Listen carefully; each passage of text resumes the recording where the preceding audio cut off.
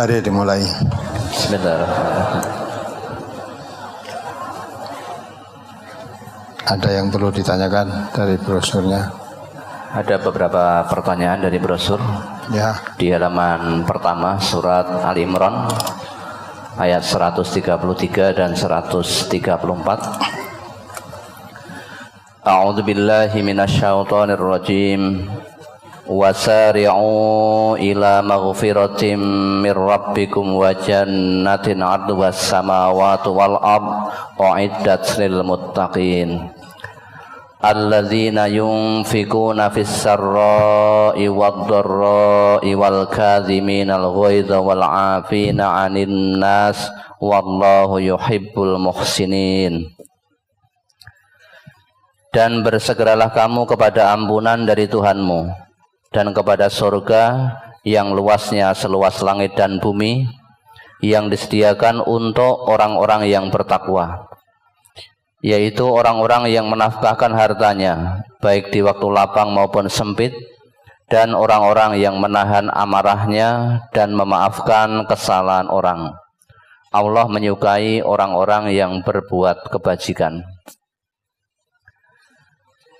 Dalam ayat ini, apakah bisa dipahami bahwa untuk memperoleh ampunan Allah kita harus melaksanakan menafkahkan harta dalam keadaan lapang dan sempit, menahan marah dan memaafkan kesalahan orang lain? Ustaz, mohon dijelaskan. Ya. Jelas itu, Pak. Ya. Itu ciri-ciri orang yang bertakwa. Allah menjelaskan wasari'u ila maghfiratin mir rabbikum wa jannatin arduhas samawati wal ardu u'iddat lil muttaqin. Nah, dari surga yang luasnya seluas langit dan bumi disediakan oleh Allah untuk orang-orang yang bertakwa. Nah, siapa orang yang bertakwa itu? Kelanjutan itu, alladzina yunfiquna fis sarra'i wad dharra.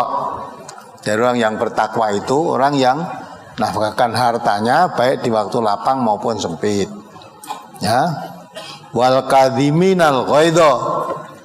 Orang yang bertakwa itu orang yang tidak pemarah, tapi menahan amarahnya, tidak suka melampiaskan kemarahan. Ya. Wal kadhiminal ghaidha wal afina 'anin nas. Samping menahan marah, ya, tidak suka marah. Orang yang bertakwa itu suka memaafkan kesalahan orang lain. Tidak punya sifat dendam, pendendam, tapi pemaaf. Ya. Wal afina 'anin nas. Orang suka memaafkan kesalahan orang lain. Itu tanda orang yang bertakwa. Jadi orang yang bertakwa itu disediakan oleh Allah surga yang luasnya seluas langit dan bumi. Nah, orang yang bertakwa itu siapa? Orang yang menafkahkan hartanya baik di waktu lapang maupun sempit. Orang yang suka menahan marah, tidak melampiaskan kemarahan. Ya. Yang ketiga, suka memaafkan kesalahan orang lain. Jadi kalau orang suka memaafkan kesalahan orang lain, tidak pendendam, itu tanda-tanda ketakwaan. Orang yang bertakwa itu tidak punya sifat dendam, suka memaafkan, tidak mudah marah, dan tidak bakhil. Itu tanda orang bertakwa. Itu yang disiapkan oleh Allah akal penghuni surga. Jadi surga itu hanya untuk orang yang bertakwa, tidak ada penghuni lain. Neraka hanya untuk orang kafir, tidak ada penghuni lain. Ya. Fattaqun nar allati waquduhan nas wal hijarah u'iddat lil kafirin. Takutlah kamu kepada api neraka. Bahan bakarnya api neraka itu manusia dan batu. Untuk siapa? U'iddat lil kafirin. Disiapkan Allah neraka itu untuk orang-orang kafir. maka tidak ada yang masuk neraka selain orang kafir, nggak ada. Ya. Surga sebaliknya, uiddat lil muttaqin. Surga dibuat oleh Allah untuk orang yang bertakwa. Maka selain orang yang bertakwa tidak ada yang masuk surga. Tidak ada tempat selain orang yang bertakwa, nggak ada tempat. Nah, di antara ciri-ciri orang yang bertakwa itu tadi yang memenahkan hartanya di jalan Allah, baik di waktu lapang maupun sempit. Dia tidak suka ya marah. Karena dalam hadis-hadis terangkan tadi kan, marah itu adalah perbuatan setan, gitu kan? Ya. Nah, kemudian yang ketiga tadi cirinya dia suka memaafkan kesalahan orang lain. Jadi tidak pendendam. Apalagi? Masih di halaman pertama surat Asy-Syura ayat 37. Walladzina yajtanibuna kabairal ismi wal fawahisha wa idza ma ghadibu hum yaghfirun. Dan bagi orang-orang yang menjauhi dosa-dosa besar dan perbuatan keji, dan apabila mereka marah, mereka memberi maaf. Mohon dijelaskan bagaimana cara kita memberi maaf yang benar, dalam arti kita tidak mengungkit-ungkit lagi suatu kesalahan yang sudah dilakukan oleh seseorang yang sudah menyakiti hati kita, karena ikhlas itu tidak mudah. Kemudian yang kedua, apabila ada orang yang marah dan tidak mau memberi maaf, apakah terkena ayat ini juga? Coba dibaca itu. Abu Bakar tadi duduk bersama Nabi, kemudian Nabi pergi karena Abu Bakar marah tadi. Halaman berapa tadi? Halaman 2 ya. Halaman 4. Ya dibaca halaman 4 itu. Dari Sa'id bin Musayyab bahwasanya ia berkata, pernah suatu ketika Rasulullah Sallallahu Alaihi Wasallam sedang duduk bersama sahabat-sahabatnya, lalu ada seorang laki-laki yang mencaci dan menyakiti Abu Bakar, tetapi Abu Bakar diam saja. Kemudian ia menyakitinya yang kedua kali, tetapi Abu Bakar masih diam saja. Lalu ia menyakitinya yang ketiga kali, lalu Abu Bakar membalasnya. Lalu Abu Bakar bertanya, maka Rasulullah Sallallahu Alaihi Wasallam berdiri ketika Abu Bakar membalasnya. Lalu Abu Bakar bertanya, apakah engkau marah kepadaku ya Rasulullah? Rasulullah Sallallahu Alaihi Wasallam bersabda, tadi malaikat turun dari langit seraya mendustakan apa yang ia katakan terhadapmu. Tetapi setelah engkau membalasnya, Syaitan lalu duduk di situ, maka tidaklah pantas aku duduk karena setan duduk di situ. Paham enggak? Jadi orang yang marah itu ditemani setan.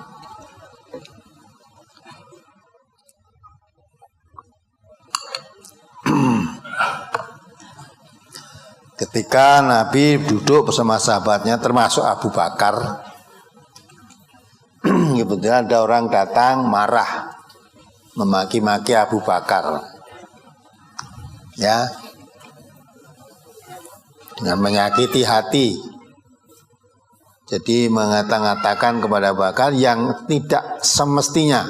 Abu Bakar tidak seperti itu, maka Abu Bakar diam saja.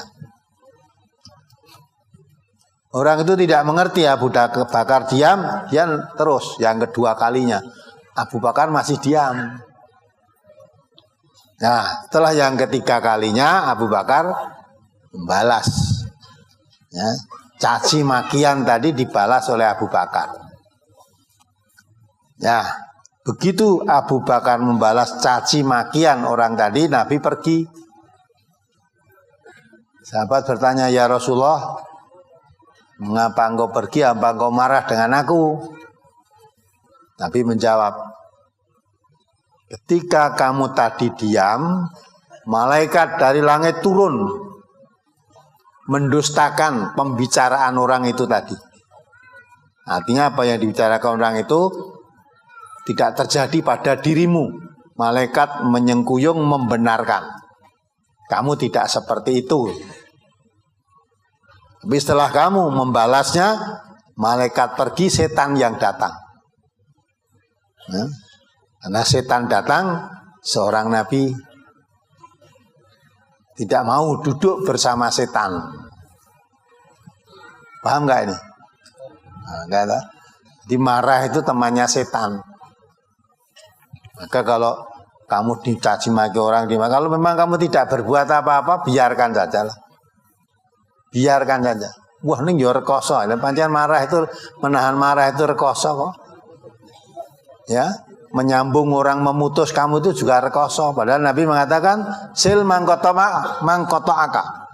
Kalau ada orang memutus persaudaraan dengan kamu, kalau dalam bahasanya juta kowe gitu lah, sambunglah.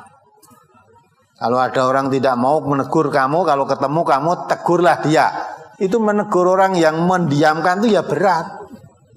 Walaupun ngomong apa-apa bisa, tapi ngomong menegur orang yang mendiamkan itu berat. Ya dah? Ya itu setan. Wah, nanti dikira kamu ya tidak pandai, tidak apalah itu. Ya sudah, mereka makin besar kepala kalau kamu nanti nyelondoi. Ya, tidak peduli karena agama memerintahkan begitu. Maka dimaafkan. Ya, kalau memang dia ngomong kita tidak seperti itu, kalau dikatakan seperti itu sudah dimaafkan saja. Orang itu belum tahu. Ya, biasanya orang tidak bisa begitu itu. Bisa dia begitu kok kata-katakan begitu, mesti membalas. Lah ketika membalas itu setannya datang. Itu. Maka kalau mengamalkan Islam dengan betul tuh, tidak ada orang dendam, ya, perkelahian, adanya saling memaafkan. Kalau isinya orang-orang bertakwa, saling memaafkan. Ya. Misalnya Islam Jawa loh ya. Nek wis gething banget gitu, wah dadi godhong ora nyuwek gitu. Dadi banyu ora nyawuk, nganti turun pitu saya tidak akan kenal dengan kamu. Nah, itu bukan cara Islam. Setanik kental di situ. Jadi putus perhubungan ini nanti turun pitu, anak cucu sampai yang ketujuh itu, dah jangan sampai sambung dengan kamu. Putus betul. Nah, itu orang fasik. Kalau cara Islam itu fasik.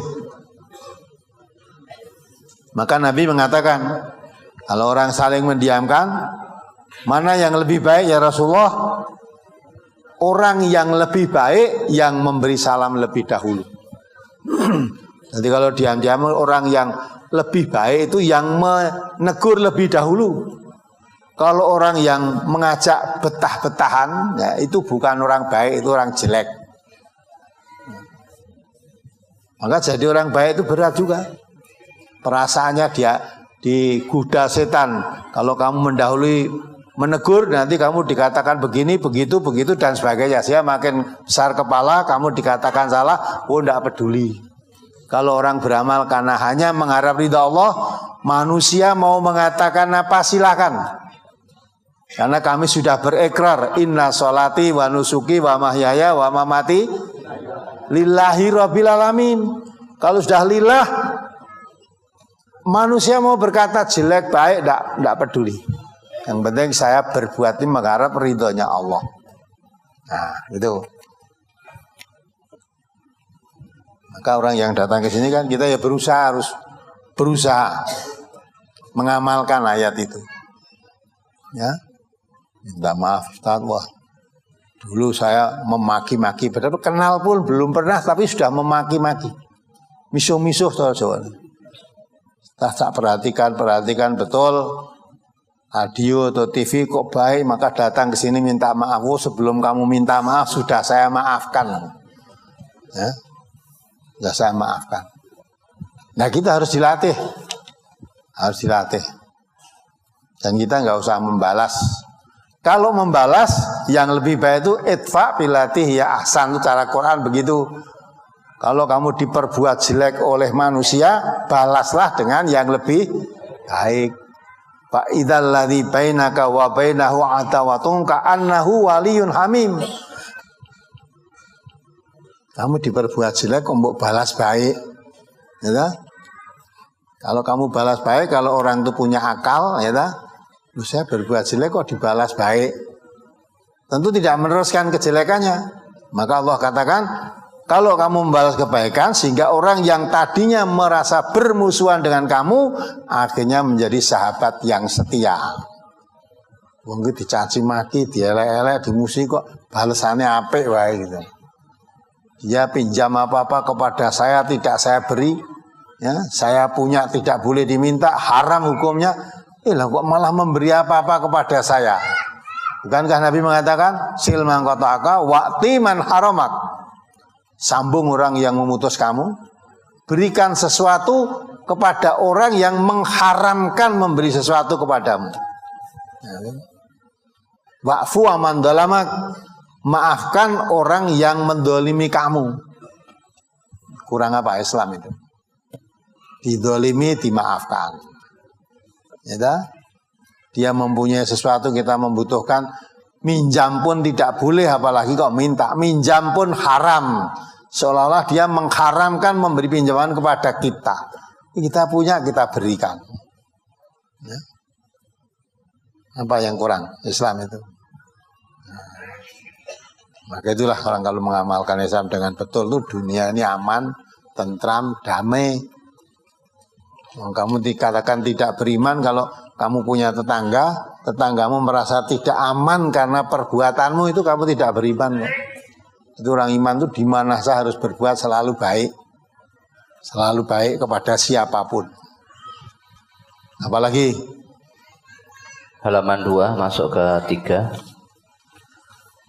An Humaid bin Abdurrahman an rajulin min ashabin Nabi sallallahu alaihi wasallam qala rajulun ya Rasulullah ausini qala la taghdab qala rajulu fa fakartu khina qala an-nabiy sallallahu alaihi wasallam ma qala fa idzal ghadabu yajma'u syarra kullahu rawahu Ahmad.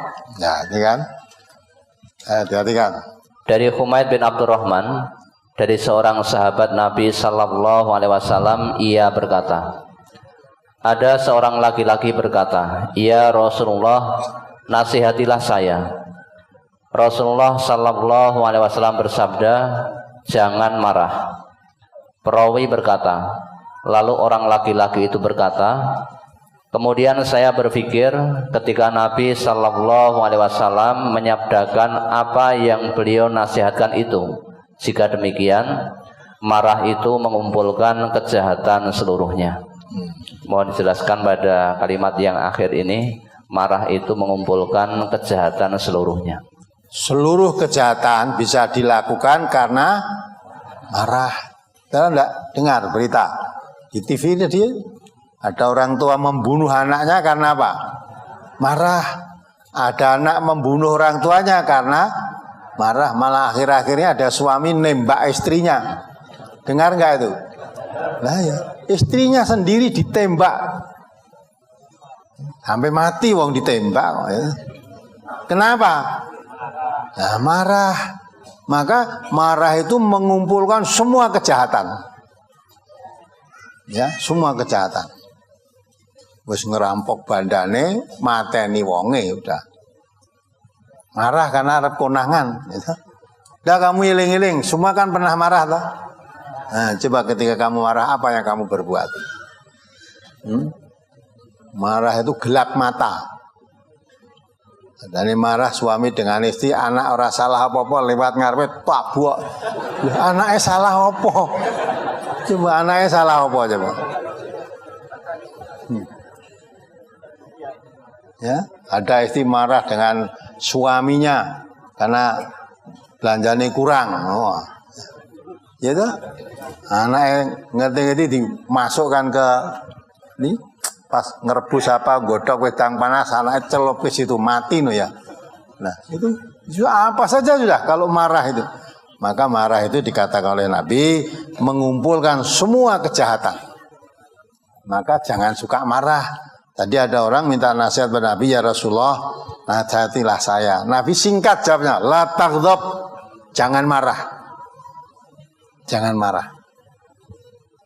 Karena marah itu mengumpulkan semua kejahatan. Ya. Fa idzal ghadabu yajma'u syarra kullahu. Apabila kamu marah, mengumpulkan semua kejahatan padamu. Ya, maka jangan suka marah. Nah, maka orang yang bertakwa itu wal kadhiminal ghaidh. Suka menahan marah. Sampai Nabi kalau memang kamu dalam keadaan marah, ya, sedang berdiri mengendalikan kemarahanmu, duduklah kamu. Kalau duduk masih marah, berbaringlah kamu. Loh, gue kok isih nesu turu. Nah, turu nesu ngapa gue yang turu? Ya. Nah, lah umumnya orang marah itu tadinya berbaring malah ngadeg. Malah ngadeg. Ya.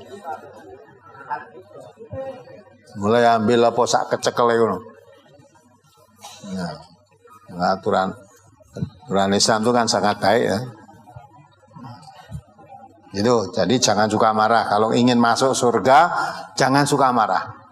Karena surga itu disediakan oleh Allah untuk orang yang bertakwa. Cirinya orang bertakwa itu tidak suka marah. Kalau kamu suka marah-marah, bukan orang bertakwa kamu. Bukan orang-orang bertakwa, temannya setan kamu. Ya. Apalagi kowe dikandani marah. Hadis-hadis ini, wah marah aku ki watak. Watak itu setelah iso diwai. Lagi watak kafir itu. Orang kafir itu sawaun alaihim. Andar tahu malam tundirhum lah yu'minun, sama saja. Orang kafir diberitahu, dinasihati atau tidak, sama saja. Sama saja bagaimana? La yu'minun, tidak mau berubah, tidak beriman. Ya, tidak mau beriman. Maka kalau orang yang beriman, justru Quran diturunkan oleh Allah itu untuk merubah watak manusia. Nabi kita Muhammad sallallahu alaihi wasallam diutus oleh Allah, beliau mengaku innama bu'istu liutammima makarimal akhlak. Aku diutus oleh Allah itu untuk memperbaiki akhlak. Jadi akhlak manusia jahiliyah pada saat itu ya tidak ngerti kebenaran dirubah. Ya, yang tadinya sifat keras, ya, hatinya kasar, dengan dirubah dengan Al-Quran menjadi lembut, hatinya lembut, jiwanya suka pemaaf, ya, tidak mudah marah. Nah, itu calon penghuni surga, calon penghuni surga. Maka kalau mengatakan orang bertakwa kok sukanya marah, dikit-dikit marah, itu bukan orang yang bertakwa. Kalau orang bertakwa itu wal kadhiminal ghaidh. Ya. Kepada orang yang pernah menyalahi dia, saya kalau ketemu orang itu kok marah lagi, kamu bukan orang bertakwa. Kalau kamu orang bertakwa, ketemu orang itu walafina aninas, kamu maafkan dia manusia, kamu manusia. Nabi mengatakan kullu bani adam khotta'un, semua manusia itu tidak bisa bersih dari salah, pasti mempunyai kesalahan. Ya, kalau kamu merasa dipersalin temanmu sehingga kamu marah, tahuilah kamu manusia. Kamu itu juga sering menyakiti hati temanmu juga. Ya. Nah, semua manusia itu punya kesalahan. Nah, sebaik-baik orang yang bersalah segera bertobat, mohon ampun kepada Allah, minta maaf atas kesalahannya. Ya. Allah yang memberi segala sesuatu aja. Kalau manusia bersalah, mohon ampun kepada Allah, diampuni. Walaupun dosamu sebanyak buih di laut. Banyak buih di laut, kalau betul-betul bertobat, mohon ampun kepada Allah, diampuni semua dosa-dosanya. Allah yang menghidupi kita, yang memberi rezeki kita, yang mencukupi segala kebutuhan kita. Kita berbuat salah pada Allah, diampuni semua dosanya kalau kita mengakui kesalahan dan bertobat. Lah kita sesama manusia pernah diberi apa kita? Masa kesalah sedikit aja kok digawa mati dah. Nganti mati ora tak ngapura kowe. Ya. Nah, itu kalau orang begitu tuh bukan penghuni surga. Kalau kamu punya sifat pendenda begitu, ya sudah memang kamu tidak mau menempati surga. Nah, apalagi